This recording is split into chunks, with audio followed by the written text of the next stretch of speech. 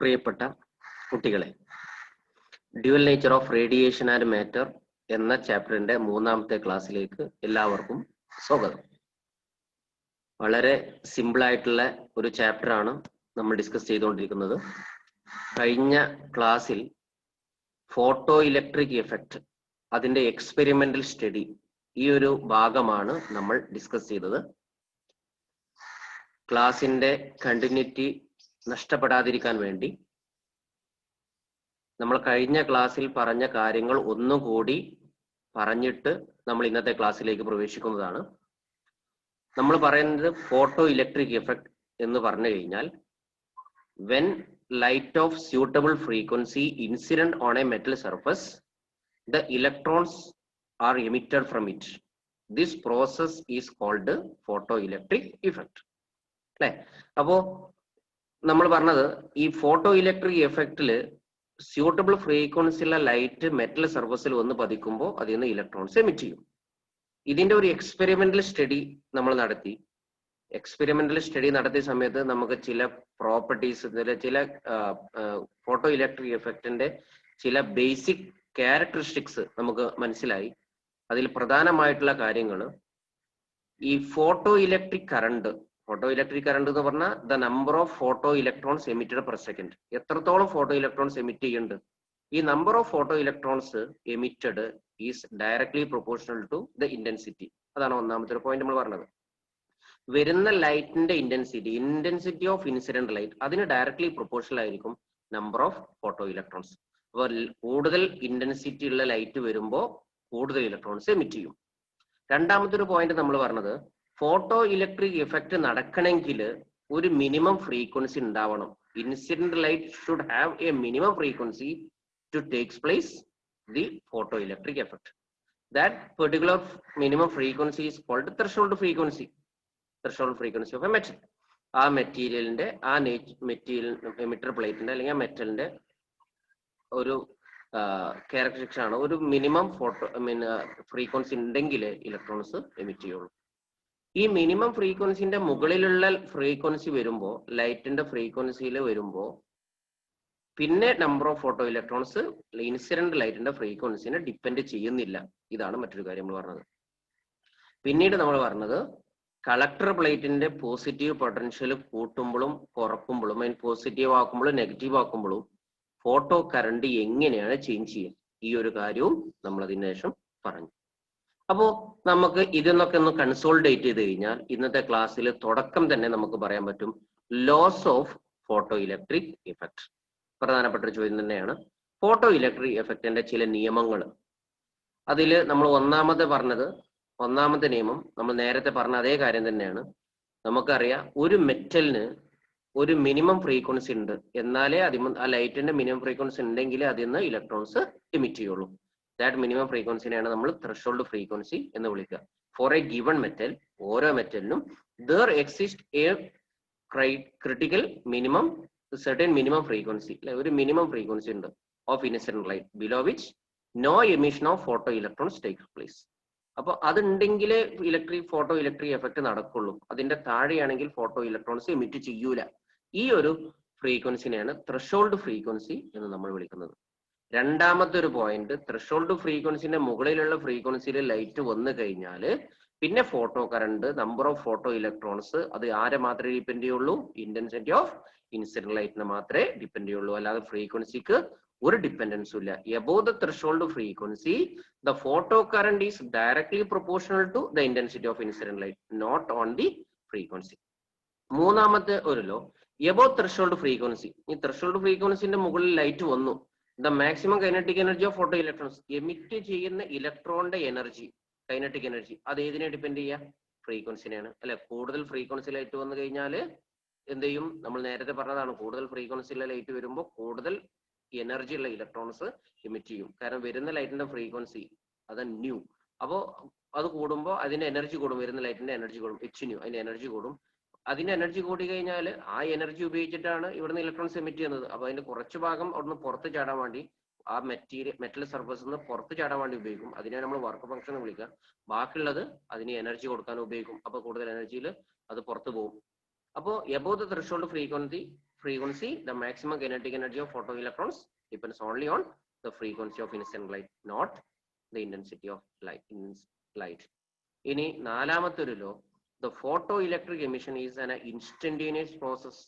The time interval between the incident and the emission is less than 10⁻⁹ second. അപ്പോൾ 1 നാനോസെക്കൻഡിനേക്കാളും കുറവാണ് എന്ത് ഈ time gap. അത് ലൈറ്റ് വരലും ഇലക്ട്രോൺസ് എമിറ്റ് ചെയ്യലും, ലൈറ്റ് വന്ന് ഇൻസിഡന്റ് ചെയ്യുന്നതും ഇലക്ട്രോൺസ് എമിറ്റ് ചെയ്യുന്നതും തമ്മിൽ വളരെ പെട്ടെന്നാണ്, വളരെ ചെറിയ ഗ്യാപ്പേ ഉള്ളൂ എന്ന് പറഞ്ഞാൽ ഇൻസ്റ്റന്റേനിയസ് പ്രോസസ് ആണ്. ലൈറ്റ് വരുന്നു, ഇലക്ട്രോൺസ് പോകുന്നു, വളരെ പെട്ടെന്ന്. അതിന്റെ ഇടയ്ക്ക് ഒരു ഗ്യാപ്പ്, ഇങ്ങനെ ലൈറ്റ് ഇങ്ങനെ വന്ന് പിന്നെ അതിങ്ങനെ എനർജി ഇങ്ങനെ സ്വീകരിച്ച് ഇങ്ങനെ സമയം, അങ്ങനത്തെ ഒരു പരിപാടി ഇല്ല. വരുന്ന ലൈറ്റ് ഇലക്ട്രോൺസ് അപ്പൊ തന്നെ എമിറ്റ് ചെയ്യും. വളരെ ഇൻസ്റ്റന്റേനിയസ് പ്രോസസ് ആണ് എന്നുള്ളതാണ്. അപ്പോൾ 4 laws of photoelectric effect എല്ലാവരും ഒന്ന് മനസ്സിരുത്തി പഠിക്കുക. വളരെ സിമ്പിൾ ആയിട്ടുള്ള കാര്യമാണ്. ഒന്ന്, ത്രെഷോൾഡ് ഫ്രീക്വൻസി വേണം. രണ്ടാം, ത്രെഷോൾഡ് ഫ്രീക്വൻസിന് മുകളിലുണ്ടെങ്കിൽ പിന്നെ ഫോട്ടോ കറണ്ട് എന്നുള്ളത് നമ്പർ ഓഫ് ഫോട്ടോ ഇലക്ട്രോൺസ് എന്നുള്ള ഇന്റൻസിറ്റിയെ ഡിപ്പെൻഡ് ചെയ്യുക. പിന്നെ പുറത്തു പോകുന്ന ഇലക്ട്രോണിന്റെ എനർജി അത് ഫ്രീക്വൻസിനെ ഡിപ്പെൻഡ് ചെയ്യുക. പിന്നെ ഒരു ഇൻസ്റ്റന്റേനിയസ് പ്രോസസ് ആണ്. ഇങ്ങനെയാണ് 4 ലോസ് പറഞ്ഞത്. ഇനി നെക്സ്റ്റ് നമുക്ക് പഠിക്കാനുള്ളത് ഈ failure of wave theory to explain photoelectric effect. ഈ ഒരു ഭാഗം പറയുമ്പോൾ ചില കൺഫ്യൂഷൻസ് ഉണ്ടാവാൻ സാധ്യത ഉണ്ട്. കാരണം നമ്മൾ പറഞ്ഞു നമ്മൾ പിന്നെ ഡെറിവേഷൻസ് ഒക്കെ ഒഴിവാക്കിയാണ്ടുള്ള ചാപ്റ്റർ ഡിസ്കസ് ചെയ്യാൻ വേണ്ടിയിട്ടാണ് നമ്മൾ ഈ 11ാമത്തെ ചാപ്റ്ററിലേക്ക് വന്നത്. അപ്പോൾ അതിന്റെ ഭാഗമായിട്ട് പിന്നെ നമ്മൾ ഇതിനൊക്കെ ചില മുമ്പത്തെ ചില ചാപ്റ്റർ നമ്മൾ തൽക്കാലം സ്കിപ്പ് ചെയ്തിട്ടുണ്ട്. ഇതിന് മുമ്പത്തെ ഒരു ചാപ്റ്റർ 10ാമത്തെ ചാപ്റ്ററിന്റെ പേര് തന്നെ വേവ് തിയറിയാണ്. അപ്പോ wave theory means wave optics എന്നുള്ളൊരു ഭാഗമുണ്ട്. അപ്പോൾ അവിടെ പഠിക്കുന്ന ചില സാധനങ്ങൾ നമ്മൾ ഇവിടെ ഉപയോഗിക്കുന്നുണ്ട്. നമ്മൾ ആ ചാപ്റ്റർ എടുക്കാത്തതുകൊണ്ട് ചെറിയൊരു കൺഫ്യൂഷൻ ചിലപ്പോൾ ഉണ്ടാവാം. പ്രശ്നമാക്കാനൊന്നുമില്ല. ഒന്നാമത് പിന്നെ ആ ചാപ്റ്റർ നമ്മൾ എടുക്കുമ്പോൾ നിങ്ങൾക്ക് മനസ്സിലാവും. രണ്ടാമത് പിന്നെ ഇത് അത്ര പ്രധാനപ്പെട്ട ഒരു ഭാഗമൊന്നുമല്ല. ഇതുവരെ പരീക്ഷയ്ക്ക് ഫെയിലിയർ ഓഫ് വേവ് തിയറി എന്താണെന്നുള്ള പരീക്ഷയ്ക്ക് ഇതുവരെ ഒരു മാർച്ചിൽ എക്സാമിനും പരീക്ഷയും ചോദിച്ചിട്ടില്ല. അപ്പൊ അതുകൊണ്ട് ജസ്റ്റ് പറഞ്ഞു പോയാൽ മതി. നമുക്ക് നോക്കാം failure of wave theory to explain photoelectric effect. അതിൽ ഒന്നാമത്, അക്കോർഡിംഗ് ടു വേവ് തിയറി നമ്മൾ പറഞ്ഞു the greater the intensity of wave the greater is the energy of the wave. അപ്പോൾ നമ്മളിവിടെ പറയാൻ പോണ് ഈ വേവ് തിയറി പ്രകാരം എന്തുകൊണ്ട് വേവ് തിയറിന്റെ ഫെയിലിയർ നമ്മൾ എക്സ്പ്ലെയിൻ ചെയ്യുന്നു എന്ന് ചോദിച്ചു കഴിഞ്ഞാൽ, സത്യത്തില് ഈ ഫോട്ടോ ഇലക്ട്രിക് എഫക്ട് കണ്ടുപിടിക്കുന്നത് അതിനു മുമ്പ് പിന്നെ ആ സമയം ഐ മീൻ ഫോട്ടോ ലൈറ്റിന്റെ ഒരുപാട് തിയറീസ് ഉണ്ട്. നിങ്ങൾ ചെറിയ ക്ലാസ്സിൽ പക്ഷേ പഠിച്ചിട്ടുണ്ടാവും. ഫസ്റ്റ് ലൈറ്റിന്റെ നേച്ചർ എക്സ്പ്ലെയിൻ ചെയ്യാൻ വേണ്ടി വന്ന തിയറി ആയിരുന്നു കോർപ്പസ്കുലാർ തിയറി. ഡെസ്കാർട്ട് എന്നുള്ള സയന്റിസ്റ്റും ന്യൂട്ടൺ ഒക്കെ ആണ് അതിന്റെ പിന്നെ ഫോർമുലേറ്റ് ചെയ്ത് ഡെവലപ്പ് ചെയ്തിട്ടുള്ള സയന്റിസ്റ്റ്. അപ്പൊ അവരാണ് ഇത് ഇൻട്രൊഡ്യൂസ് ചെയ്യുന്നത്. അതായത് 800-കളിലൊക്കെ വന്ന തിയറിയാണ് കോർപ്പസ്കുലാർ തിയറി. കണികാ സിദ്ധാന്തം എന്നൊക്കെ മലയാളത്തിൽ പറയും. എന്ന് പറഞ്ഞാൽ ലൈറ്റ് ഇങ്ങനെ കണികകളായിട്ടാണ്, കോർപ്പസ്ക്യൂൾസ് ആയിട്ടാണ് ലൈറ്റ് പോകുന്നത് എന്നൊക്കെയാണ് പറഞ്ഞത്. പിന്നീട് അതിന് ചില ലൈറ്റിന്റെ പ്രോപ്പർട്ടീസ്, ഇന്റർഫറൻസ് തുടങ്ങിയിട്ടുള്ള ഡിഫ്രാക്ഷൻ, ഇങ്ങനെ ചില പ്രോപ്പർട്ടീസ് ഒന്നും എക്സ്പ്ലെയിൻ ചെയ്യാൻ കഴിഞ്ഞില്ല. അപ്പൊ അതുകൊണ്ട് പുതിയ ലൈറ്റിന്റെ തിയറി ഫോർവേഡ് ചെയ്തു ക്രിസ്ത്യൻ ഹൈജീൻസ് എന്നുള്ള സയന്റിസ്റ്റ്. അവർ പറഞ്ഞു വേവ് ആണ് ലൈറ്റ്. ലൈറ്റ് എന്ന് പറഞ്ഞാൽ ഇലക്ട്രോൺ, ആദ്യം പറഞ്ഞു അത് മെക്കാനിക്കൽ ലോഞ്ചിറ്റ്യൂഡൽ വേവ് ആണ്, പിന്നെ മെക്കാനിക്കൽ ആയിട്ടുള്ള ട്രാൻസ്വേഴ്സ് വേവ് ആണ് എന്നൊക്കെ ക്രിസ്ത്യൻ ഹൈജീൻസ് ഫോർവേഡ് ചെയ്തു. അങ്ങനെ വേവ് തിയറിക്ക് ഈ ലൈറ്റിന്റെ പ്രോപ്പർട്ടീസ് ഒക്കെ എക്സ്പ്ലെയിൻ ചെയ്യാൻ പറ്റി, ഇന്റർഫറൻസും ഡിഫ്രാക്ഷനും ഒക്കെ എക്സ്പ്ലെയിൻ ചെയ്യാൻ പറ്റി. അങ്ങനെ വേവ് തിയറി എല്ലാവരും ലൈറ്റ് എന്ന് പറഞ്ഞാൽ വേവ് ആണ് എന്ന് വിശ്വസിച്ച് നിൽക്കുന്ന സമയത്താണ് ഈ ഫോട്ടോ ഇലക്ട്രിക് എഫക്റ്റിന്റെ കണ്ടുപിടുത്തം ഉണ്ടാവുന്നത്. അപ്പോൾ ഹെൻറി ഷെഡ്സ് ഈ ഫോട്ടോ ഇലക്ട്രിക് എഫക്ട് കണ്ടുപിടിക്കുമ്പോൾ എന്തുകൊണ്ട് ഇങ്ങനെ മെറ്റൽ സർഫസ് നിന്ന് ലൈറ്റ് വന്ന് പതിക്കുമ്പോൾ ഇലക്ട്രോൺസ് എമിറ്റ് ചെയ്യുന്നു എന്നുള്ള എക്സ്പ്ലെയിൻ ചെയ്യാൻ ഈ ലൈറ്റിന്റെ പ്രോപ്പർട്ടി വെച്ചിട്ട് നമുക്ക് എക്സ്പ്ലെയിൻ ചെയ്യാൻ കഴിയണം. അങ്ങനെ എക്സ്പ്ലെയിൻ ചെയ്യാൻ നോക്കുമ്പോൾ അന്നത്തെ ലൈറ്റിന്റെ ഏറ്റവും വിശ്വസിക്കപ്പെടുന്ന ലൈറ്റ് എന്ന് പറഞ്ഞാൽ വേവ് ആണ് എന്ന് വിശ്വസിച്ച് നിൽക്കുന്ന സമയത്താണ് ഈ ഫോട്ടോ ഇലക്ട്രിക് എഫക്ട് കണ്ടുപിടിക്കുന്നത്. അപ്പോൾ ആ ഒരു തിയറി വെച്ചിട്ട് ഫോട്ടോ ഇലക്ട്രിക് എഫക്റ്റിനെ എക്സ്പ്ലെയിൻ ചെയ്യാൻ പോവാണ്. പക്ഷെ അങ്ങനെ എക്സ്പ്ലെയിൻ ചെയ്യുമ്പോൾ സത്യത്തിൽ നമുക്ക് ഫോട്ടോ ഇലക്ട്രിക് എഫക്റ്റിന്റെ ബേസിക് ഫീച്ചർ പോലും എക്സ്പ്ലെയിൻ ചെയ്യാൻ ഈ വേവ് തിയറിക്ക് കഴിയുന്നില്ല. തൽഫലമായിട്ട് വേവ് തിയറികൾ ഒരു ഡെത്ത് ബ്ലോ ആയിട്ട് നേർക്ക് ഈ ഫോട്ടോ ഇലക്ട്രിക് എഫക്റ്റിനെ കാണാണ്. എന്ന് പറഞ്ഞാൽ ഈ ഒരു കണ്ടുപിടുത്തത്തോടുകൂടി, ഫോട്ടോ ഇലക്ട്രിക് എഫക്ട് കണ്ടുപിടിച്ചതോടുകൂടി വേവ് തിയറിക്ക് അത് എക്സ്പ്ലെയിൻ ചെയ്യാൻ കഴിയാത്തത് കൊണ്ടും ഈ വേവ് തിയറി ഡിസ്കാർഡ് ചെയ്ത് അടുത്തൊരു തിയറി പിന്നീട് വരുന്നുണ്ട്. അപ്പോൾ നമ്മൾ പറയുന്നത് എന്തുകൊണ്ട് വേവ് തിയറിക്ക് എക്സ്പ്ലെയിൻ ചെയ്യാൻ കഴിഞ്ഞില്ല എന്നുള്ളതാണ് അപ്പോൾ നമ്മൾ ഈ ഒരു ഭാഗത്ത് ഡിസ്കസ് ചെയ്യുന്നത്. അപ്പൊ നമ്മൾ പറഞ്ഞ according to wave theory the greater is the intensity of ഒരു വേവിന്റെ ഇന്റൻസിറ്റി കൂടുമ്പോൾ, വേവിന്റെ ഇന്റൻസിറ്റി കൂടുകയാണെങ്കിൽ greater the intensity of the wave the greater is the energy. Wave theory പ്രകാരം ഇന്റൻസിറ്റി കൂടി കഴിഞ്ഞാൽ എനർജി കൂടും, വേവിന്റെ എനർജി കൂടും. അപ്പോൾ ഇന്റൻസിറ്റി കൂടി കഴിഞ്ഞാൽ വലിയ വേവ് ആയി കഴിഞ്ഞാൽ വലിയ നല്ല എനർജി ഉള്ള വേവ് ആയിരിക്കും. സോ അങ്ങനെയാണെങ്കിൽ കൂടുതൽ എനർജി ഉള്ള വേവ് ആണ് വേവ്. അപ്പോൾ നമ്മൾ പിന്നെ ഇൻസിഡന്റ് ലൈറ്റിന്റെ ഇന്റൻസിറ്റി കൂട്ടുമ്പോൾ നല്ല എനർജി ഉള്ള വേവ് ആയിരിക്കണം വരണത് വേവ് തിയറി പ്രകാരം. അങ്ങനെ കൂടുതൽ എനർജി ഉള്ള ഈ വേവ് വന്നു കഴിഞ്ഞാൽ so emitted electron should get more kinetic energy, നല്ല എനർജി ഉണ്ടാവണം. പക്ഷെ നമ്മൾ അങ്ങനെ കാണുന്നില്ല. ഇന്റൻസിറ്റി കൂട്ടുമ്പോൾ എമിറ്റഡ് ഇലക്ട്രോൺസിന് എനർജി കൂടുന്നില്ല, പിന്നെ എമിറ്റഡ് ഇലക്ട്രോൺസിന്റെ എണ്ണം മാത്രമേ കൂടുന്നുള്ളൂ. അപ്പോൾ വേവ് തിയറി പ്രകാരം നമ്മൾ എക്സ്പ്ലെയിൻ ചെയ്യാൻ പോയി കഴിഞ്ഞാൽ ഇന്റൻസിറ്റി കൂടുമ്പോൾ എനർജി കൂടും, വേവിന് എനർജി കൂടുമ്പോൾ എമിറ്റഡ് ഇലക്ട്രോൺ എനർജിയും കൂടാം. അപ്പോൾ അത് ശരിയാവുന്നില്ല. നമ്മൾ പഠിച്ച ബേസിക് ഫീച്ചറും ഇതും തമ്മിൽ ഒരു കോൺട്രഡിക്ഷൻ ഉണ്ട് എന്നുള്ളതാണ്. മറ്റൊരു point, according to wave theory there is no need of threshold frequency. കാരണം ഒരു മിനിമം എനർജി മിനിമം ഇന്റൻസിറ്റി ഉണ്ടായാൽ മതി. മിനിമം ഇന്റൻസിറ്റി ഉണ്ടെങ്കിൽ തന്നെ മിനിമം എനർജി ഉണ്ടാവും. മിനിമം എനർജി ഉണ്ടെങ്കിൽ തന്നെ ഇലക്ട്രോൺസ് എമിറ്റ് ചെയ്യാൻ പറ്റണം. അപ്പോൾ മിനിമം ഇന്റൻസിറ്റി ഉണ്ടായാൽ മതി, അല്ല മിനിമം ഫ്രീക്വൻസിന്റെ ആവശ്യമൊന്നുമില്ല. There is no need of threshold frequency since the energy of the wave depends on the intensity. അപ്പൊ അങ്ങനെയാണെങ്കിൽ ഒരു മിനിമം ഫ്രീക്വൻസിന്റെ ഒരു ത്രെഷോൾഡ് ഫ്രീക്വൻസിന്റെ ആവശ്യമൊന്നുമില്ല വേവ് തിയറി പ്രകാരം. പക്ഷെ നമുക്കറിയാം ഒരു മിനിമം ഫ്രീക്വൻസി ഉണ്ടെങ്കിലേ ഫോട്ടോ ഇലക്ട്രിക് എഫക്ട് നടക്കുള്ളൂ. അപ്പോൾ ഈ പ്രോപ്പർട്ടിനെ എക്സ്പ്ലെയിൻ ചെയ്യാനും വേവ് തിയറിക്ക് കഴിഞ്ഞില്ല. മറ്റൊരു point, according to wave theory the energy of radiation is spread continuously over entire wave front. Light ഇങ്ങനെ വേവ് ആയിട്ട് കടന്നു പോകുമ്പോൾ വേവ് ഫ്രണ്ട് ഉണ്ട്. വേവ് ഫ്രണ്ട് എന്താന്നൊക്കെ ഇതിന് തൊട്ട് മുമ്പത്തെ ചാപ്റ്റർ നമ്മൾ പഠിക്കുന്നുണ്ട് ഡീറ്റെയിൽഡ് ആയിട്ട്. അപ്പോൾ വേവ് ഫ്രണ്ടിലാണ് അതിന്റെ എനർജി സ്പ്രെഡ് ചെയ്തിട്ടുണ്ടാവുക. വേവ് തിയറി പ്രകാരം വേവിന്റെ എനർജി വേവ് ഫ്രണ്ടിലാണ് സ്പ്രെഡ് ചെയ്ത് കിടക്കുക. അപ്പോൾ നമ്മൾ ഒരു മെറ്റൽ സർഫസിലേക്ക് ഒരു ലൈറ്റ് വരുമ്പോൾ ഒരു വേവ് ഫ്രണ്ടില് വളരെ ഇലക്ട്രോൺ ഒരു വേവ് ഫ്രണ്ടിന്റെ വളരെ ചെറിയ പോർഷനുമായിട്ട് മാത്രമേ ഇന്ററാക്ഷൻ ഉണ്ടാവുള്ളൂ. സോ അതുകൊണ്ട് വളരെ സ്മോൾ എമൗണ്ട് എനർജി മാത്രമേ ഈ ഒരു ഇലക്ട്രോണിന് കിട്ടുള്ളൂ. ആ ഒരു എനർജി കൊണ്ടൊന്നും അതിന് പുറത്ത് ചാടാൻ കഴിയില്ല. അപ്പൊ അതിന്റെ അടുത്ത വേവ് ഫ്രണ്ട് വരുവോളം അത് വെയിറ്റ് ചെയ്യേണ്ടി വരും. അപ്പൊ വീണ്ടും കുറച്ചും കൂടി എനർജി കിട്ടും. വീണ്ടും അടുത്ത വേവ് ഫ്രണ്ട് വരുവോളം കാത്തിരിക്കേണ്ടി വരും. അപ്പൊ it takes A large time, it takes years. Wave theory പ്രകാരം നമ്മൾ എക്സ്പ്ലെയിൻ ചെയ്യാൻ തുടങ്ങിയാൽ നമുക്കറിയാം ലൈറ്റ് ഇങ്ങനെ വന്ന് വർഷങ്ങളെടുക്കും ഇതിന് ആവശ്യത്തിനുള്ള എനർജി കിട്ടാൻ, എന്നിട്ട് അവിടെ നിന്ന് പുറത്തു പോകാൻ പറ്റുള്ളൂ. അപ്പൊ നമ്മൾ പറഞ്ഞ ഇൻസ്റ്റന്റേനിയസ് പ്രോസസ് എന്നുള്ള ഈ ഒരു സാധനം എക്സ്പ്ലെയിൻ ചെയ്യാൻ കഴിയുന്നില്ല. അതുകൊണ്ട് തന്നെ hence the wave theory of light cannot explain the most basic features of photoelectric effect. അതുകൊണ്ട് തന്നെ നമുക്ക് വേവ് തിയറി ഡിസ്കാർഡ് ചെയ്തു. പിന്നെ അതിന് ആരാണ് സാറ്റിസ്ഫാക്ടറി എക്സ്പ്ലനേഷൻ കൊടുക്കുന്നത്? ഇതാണ് നമുക്ക് ഇനി നോക്കാനുള്ളത്. ആരാണ് ഫോട്ടോ ഇലക്ട്രിക് എഫക്റ്റിനെ എക്സ്പ്ലെയിൻ ചെയ്യുക? അത് എക്സ്പ്ലെയിൻ ചെയ്യാൻ വേണ്ടിയിട്ട് നമുക്ക് പഠിക്കാനുള്ളത് Einstein explanation of photoelectric effect. Albert Einstein, the most famous scientist അല്ലെ, നമുക്കറിയാം ഫിസിക്സിൽ ഏറ്റവും പ്രശസ്തനായ ഒരു സയന്റിസ്റ്റ് ആണ് ആൽബർട്ട് ഐൻസ്റ്റീൻ. ഐൻസ്റ്റീന് നോബൽ പ്രൈസ് കിട്ടിയതിൽ ഒന്നിൽ കൂടുതൽ തവണ നോബൽ പ്രൈസ് കിട്ടിയിട്ടുണ്ട്. നിങ്ങൾ ആ കാര്യങ്ങളൊക്കെ അറിയാം. ഒരു നോബൽ പ്രൈസ് കിട്ടിയത് എന്തിനാ? ഫോട്ടോ ഇലക്ട്രിക് എഫക്റ്റിനെ സാറ്റിസ്ഫാക്ടറി എക്സ്പ്ലെയിൻ ചെയ്തതിന്റെ പേരിലാണ്. ഓക്കെ, അപ്പോ എന്താണ് എങ്ങനെയായിരുന്നു ഐൻസ്റ്റീൻ എക്സ്പ്ലനേഷൻ? ഇതാണ് നമുക്ക് അടുത്ത് നോക്കാനുള്ളത്. നോക്കൂ, Einstein explain photoelectric effect on the basis of Planck's quantum theory. Max പ്ലാങ്കിന്റെ ക്വാണ്ടം തിയറി ഓഫ് ലൈറ്റ്, നമ്മൾ ലൈറ്റിന്റെ തിയറിയിൽ corpuscular theory, wave theory, electromagnetic theory ഒക്കെ കഴിഞ്ഞിട്ട് പ്ലാങ്ക്സിന്റെ ക്വാണ്ടം തിയറി വരുന്നുണ്ട് ലൈറ്റിന്റെ. കെമിസ്ട്രിയിൽ എനിക്ക് തോന്നുന്നു നിങ്ങൾ പഠിച്ചതുമാണ്. പ്ലാങ്ക്സിന്റെ ക്വാണ്ടം തിയറി എന്താ പറയുന്നത്? ലൈറ്റ് എന്ന് പറഞ്ഞാൽ ഇങ്ങനെ ചെറിയ ചെറിയ പാക്കറ്റ് ഓഫ് എനർജി ആയിട്ടാണ് കടന്നു പോകുന്നത്.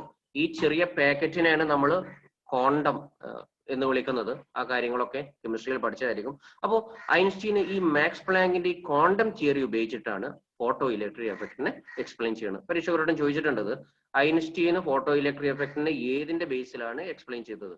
Planks quantum theory. ഒന്ന് അണ്ടർലൈൻ ചെയ്യണ ടൈം.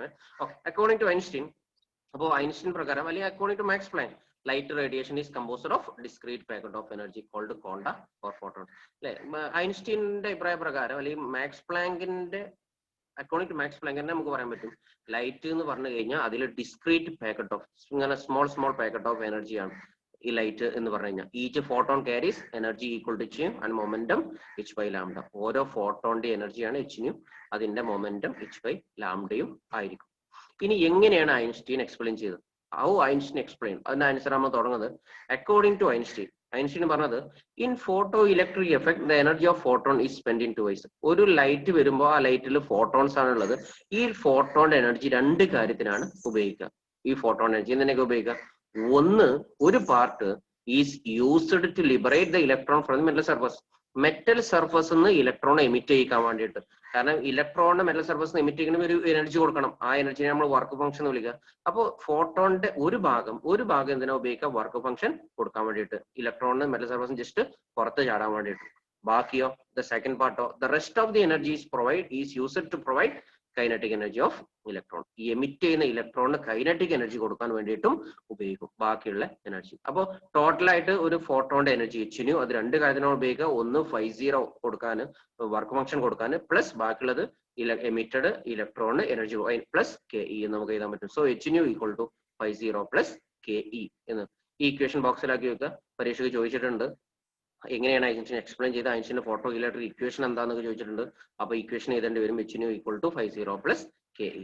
ഇവിടെ നമ്മൾ പറഞ്ഞു ന്യൂ എന്ന് പറഞ്ഞാൽ ഇൻസിഡന്റ് ലൈറ്റിന്റെ ഫ്രീക്വൻസി ആണ്, 50 എന്ന് പറഞ്ഞ വർക്ക് ഫംഗ്ഷൻ ആണ്, കെ ഇ എന്ന് പറഞ്ഞാൽ kinetic energy of emitted electron ആണ്. ഇത് നമുക്ക് kinetic energy equation kinetic energy equal to ഇതാണ് എച്ച് ന്യൂ മൈനസ് 50 എന്ന് നമുക്ക് എഴുതാൻ പറ്റും. ഇനി നമ്മൾ പറയാണ് ഈ frequency of light is nu zero. വരുന്ന ലൈറ്റിന്റെ ഫ്രീക്വൻസി ത്രഷോൾഡ് ഫ്രീക്വൻസി ആണെന്ന് അസ്യൂം ചെയ്യാം. Nu zero is threshold frequency. അപ്പോൾ വരുന്ന ലൈറ്റിന്റെ ഫ്രീക്വൻസി ത്രഷോൾഡ് ഫ്രീക്വൻസി ആണെങ്കിൽ what is threshold frequency? Minimum frequency ആണ് to take place photoelectric effect. അപ്പോൾ വരുന്ന ലൈറ്റിന്റെ എനർജി, വരുന്ന ലൈറ്റിന്റെ ഫോട്ടോന്റെ എനർജി എച്ച് ന്യൂ സീറോ ആണെങ്കിൽ, അതിന്റെ ഫ്രീക്വൻസി ന്യൂ സീറോ, അപ്പൊ അതിന്റെ എനർജി എച്ച് ന്യൂ സീറോ എന്ന് വരും. ആണെങ്കിൽ എന്ത് ചെയ്യും? ജസ്റ്റ് എമിറ്റ് ചെയ്യുക മാത്രമേ ഉള്ളൂ, അതിന് എനർജി കൊടുക്കാനൊന്നുമില്ല. കാരണം വരുന്ന ലൈറ്റിന്റെ ജസ്റ്റ് എമിറ്റ് ചെയ്യാൻ ആവശ്യമായിട്ടുള്ള ഫ്രീക്വൻസിനാണ് നമ്മൾ ന്യൂ സീറോ എന്ന് വിളിക്കുക. അപ്പോൾ ഈ frequency of light is nu zero, then kinetic energy of ejected electron is zero. Just പുറത്ത് ചാടിയോടെ നിൽക്കുള്ളൂ, പോകാനുള്ള എനർജി ഒന്നും ഉണ്ടാവില്ല. ദെർഫോർ നമ്മൾ ഇക്വേഷനിൽ സബ്സ്റ്റിറ്റ്യൂട്ട് ചെയ്യുക. ന്യൂ സീറോ എന്ന് സബ്സ്റ്റിറ്റ്യൂട്ട് ചെയ്യുമ്പോൾ കൈനറ്റിക് എനർജിന്റെ വാല്യൂ 0 എന്ന് കൊടുത്താൽ മതി. So therefore 0 equal to h nu zero minus 50 എന്ന് വരും. അതിൽ നിന്ന് 50 സമയം ഇതാണെങ്കിൽ എച്ച് ന്യൂ സീറോ എന്ന് കിട്ടും. അത് നേരത്തെ ഇക്വേഷനിൽ സബ്സ്റ്റിറ്റ്യൂട്ട് ചെയ്യുക. So kinetic energy equal to h nu minus h nu zero. Equation നിങ്ങൾ ബോക്സിലാക്കി വെക്കണേ. വേണമെങ്കിൽ എച്ച് കോമൺ ആയിട്ട് പുറത്ത് കിടക്കാം. Kinetic energy equal to h into nu minus nu zero, അങ്ങനെയും വേണമെങ്കിൽ നമുക്ക് എഴുതാൻ പറ്റും. അപ്പോൾ ഇതാണ് ഐൻസ്റ്റീൻ ഫോട്ടോ ഇലക്ട്രിക് ഇക്വേഷൻ. ഇത് എഴുതണോ നേരത്തെ എഴുതണോ എന്നുള്ളത് ഏത് എഴുതിയാലും മാർക്കൊക്കെ തരും. അപ്പോൾ എമിറ്റഡ് ഇലക്ട്രോണിന്റെ കൈനറ്റിക് എനർജി കാണാനുള്ള equation H nu minus h nu zero. ഇക്വേഷനും പ്രോബ്ലംസും ഒക്കെ നമുക്ക് ചെയ്യാനുണ്ട്. വളരെ പ്രധാനപ്പെട്ട ഇക്വേഷൻ ആണിത്. ഇനി നമ്മൾ ഇവിടെ ഐൻസ്റ്റീന്റെ എക്സ്പ്ലനേഷൻ കൂടി ഈ കൂട്ടത്തിൽ പറയാം. എങ്ങനെയാണ് ഐൻസ്റ്റീൻ എക്സ്പ്ലെയിൻ ചെയ്തത്? നമ്മൾ എക്സ്പെരിമെന്റൽ സ്റ്റഡി പഠിച്ച സമയത്ത് നമ്മൾ ഇങ്ങനെ പറഞ്ഞു, ഇന്റൻസിറ്റി കൂടുമ്പോൾ നമ്പർ ഓഫ് ഫോട്ടോ ഇലക്ട്രോൺസ് ആണ് കൂടുക, ഫ്രീക്വൻസി കൂട്ടിയെന്ന് കരുതി കറണ്ട് കൂടൂല എന്നൊക്കെ പറഞ്ഞിട്ട് നമ്മൾ പറഞ്ഞു. എന്തുകൊണ്ട് അങ്ങനെ? എന്തുകൊണ്ട് ഇന്റൻസിറ്റി കൂട്ടിയപ്പോൾ ഫോട്ടോ ഇലക്ട്രോൺ എണ്ണം കൂടി? ഐൻസ്റ്റീൻ വളരെ സാറ്റിസ്ഫാക്ടറി എക്സ്പ്ലെയിൻ ചെയ്യുന്നുണ്ട്. നോക്കൂ, ഐൻസ്റ്റീൻ എക്സ്പ്ലനേഷൻ നമ്മൾ ഓരോ ബേസിക് ഫീച്ചറും കൂടെ ഐൻസ്റ്റീൻ എക്സ്പ്ലെയിൻ ചെയ്യുന്നുണ്ട്. ഒന്നാമത്തെ നമുക്ക് പറയാൻ പറ്റുക 1 photon eject 1 electron if its energy is greater than 0. അപ്പൊ ലൈറ്റിൽ ഇങ്ങനെ ഒരുപാട് സ്മോൾ പാക്കറ്റ് ഓഫ് എനർജി ഉണ്ട്. ഓരോ പാക്കറ്റിന്റെ എനർജിയാണ് H new. 1 photon eject. Einstein പറഞ്ഞത് ഒരു ഫോട്ടോൺ ഒരു ഇലക്ട്രോൺ ഇജക്ട് ചെയ്യും. അതിന് എന്തുണ്ടെങ്കിൽ അതിന്റെ വർക്ക് ഫംഗ്ഷൻ കൊടുക്കാൻ കഴിയുമെങ്കിൽ. സോ ഇവിടെ ഇന്റൻസിറ്റി നല്ല ഇന്റൻസ് ലൈറ്റ് വരുമ്പോഴോ കൂടുതൽ ഫോട്ടോൺസ് ഉണ്ടാവും. കൂടുതൽ ഫോട്ടോൺസ് ഉണ്ടാകുമ്പോഴോ കൂടുതൽ ഇലക്ട്രോൺസ് എമിറ്റ് ചെയ്യും. കാരണം എന്താ? ഒരു ഫോട്ടോൺ ഒരു ഇലക്ട്രോണിനെ എമിറ്റ് ചെയ്യുക. അപ്പൊ കൂടുതൽ ഫോട്ടോൺ ഉണ്ടാവും, കൂടുതൽ ഇന്റൻസിറ്റി ഉണ്ടെങ്കിൽ. If intensity is large, number of photons is also large and more number of electrons are ejected. അപ്പൊ ഇന്റൻസിറ്റി കൂട്ടുമ്പോൾ എന്തുകൊണ്ട് ഫോട്ടോ കറണ്ട് കൂടി എന്നുള്ളതിന് വളരെ സാറ്റിസ്ഫാക്ടറി ആയിട്ട് ഐൻസ്റ്റീൻ എക്സ്പ്ലനേഷൻ കൊടുത്തു. രണ്ടാമത് നോക്കൂ, ഇക്വേഷനിൽ if new is less than nu zero നമ്മൾ അങ്ങനെ സബ്സ്റ്റിറ്റ്യൂട്ട് ചെയ്യാണ്. വരുന്ന ലൈറ്റിന്റെ ഫ്രീക്വൻസി ത്രഷോൾഡ് ഫ്രീക്വൻസിനേക്കാളും കുറവാണെങ്കിൽ ഇക്വേഷൻ എന്താ സംഭവിക്കുക? കൈനറ്റിക് എനർജിന്റെ ഇക്വേഷൻ നേരത്തെ പറഞ്ഞു, kinetic energy is equal to h nu minus h nu zero ആണ്. ഈ ന്യൂ സീറോന്റെ വാല്യൂ ആണ് കൂടുതൽ, ന്യൂന്റെ വാല്യൂ കുറവാണ്. അങ്ങനെയാണ് കൈനറ്റിക് എനർജിന്റെ വാല്യൂ എന്താവും? നെഗറ്റീവ് ആവും. Kinetic energy becomes negative, which is not possible. നമുക്കറിയാം കൈനറ്റിക് എനർജിന്റെ വാല്യൂ സാധാരണഗതി പോസിറ്റീവ് ആവില്ല, നെഗറ്റീവ് ആവാൻ കഴിയില്ല. Kinetic energy is always positive. Half m v square ആണ്. ഹാഫും എമ്മും വെലോസിറ്റിന്റെ സ്ക്വയറും ആണ് ഇക്വേഷനിൽ വരാനുള്ള കൈനറ്റിക് എനർജി. അതൊക്കെ പോസിറ്റീവ് സാധനങ്ങളാണ്, ഒരിക്കലും നെഗറ്റീവ് ആകാൻ കഴിയില്ല. അപ്പൊ കൈനറ്റിക് എനർജി പിന്നെ ക്ലാസിക്കൽ മെക്കാനിക്സ് പ്രകാരം കൈനറ്റിക് എനർജി ഒരിക്കലും നമുക്ക് പറയാൻ പറ്റുക അത് ഒരിക്കലും നെഗറ്റീവ് ആവില്ല, which is not possible. So threshold frequency is need. അപ്പൊ ത്രഷോൾഡ് ഫ്രീക്വൻസി ഇല്ലാഞ്ഞാൽ പിന്നെ വരുന്ന ലൈറ്റിന്റെ ഫ്രീക്വൻസി ത്രഷോൾഡ് ഫ്രീക്വൻസിനേക്കാളും കുറവാണെങ്കിൽ ഇത് ഈസ് ആബ്സെന്റ്. കൈനറ്റിക് എനർജിന്റെ വില നെഗറ്റീവ് ആവെന്ന് പറഞ്ഞാൽ അങ്ങനത്തെ ഒരു പ്രോസസ്സേ ഇല്ല എന്ന് പറഞ്ഞാൽ അവിടെ ഫോട്ടോ ഇലക്ട്രിക് എഫക്ട് നടക്കൂല. ഇതും സാറ്റിസ്ഫാക്ടറി എക്സ്പ്ലെയിൻ ചെയ്തു. മറ്റൊരു പോയിന്റ്, ഇത് കൈനറ്റിക് എനർജി ഇക്വേഷൻ കണ്ടാൽ തന്നെ നമുക്ക് അറിയാൻ പറ്റും. ഇക്വേഷനിൽ പിന്നെ നമ്മൾ കൈനറ്റിക് എനർജി ഇക്വേഷൻ നമ്മൾ പറഞ്ഞു kinetic energy is equal to h nu minus h nu zero. ഈ എച്ച് ന്യൂ സീറോ എന്നുള്ള സാധനം വേണമെങ്കിൽ 50 എന്നുള്ള സാധനം കോൺസ്റ്റന്റ് ആണ്. അപ്പൊ kinetic energy is equal to h nu minus 50 എന്നുള്ളത് 50 എന്നുള്ള സാധനം കോൺസ്റ്റന്റ് ആണ്. ഈ 50യും ഈക്വൽ ടു കൂടി നമുക്ക് എച്ചും കോൺസ്റ്റന്റ് ആണ്, പ്ലാങ്ക്സ് കോൺസ്റ്റന്റ് ആണ്. അപ്പൊ അതൊക്കെ പാടെ നമ്മൾ പ്രൊപ്പോർഷണലിലേക്ക് മാറ്റാൻ പറ്റും. അപ്പൊ കൈനറ്റിക് എനർജി ഇക്വേഷൻ എങ്ങനെ വരിക? Kinetic energy is proportional to nu. അപ്പൊ നമ്മൾ പറഞ്ഞത് kinetic energy of ejected photoelectron will depend only on the frequency. Light and the frequency depend directly proportional to the frequency of incident light, not on the intensity. Adinum satisfactory Einstein equation then directly നമുക്ക് explain ചെയ്യാൻ പറ്റും.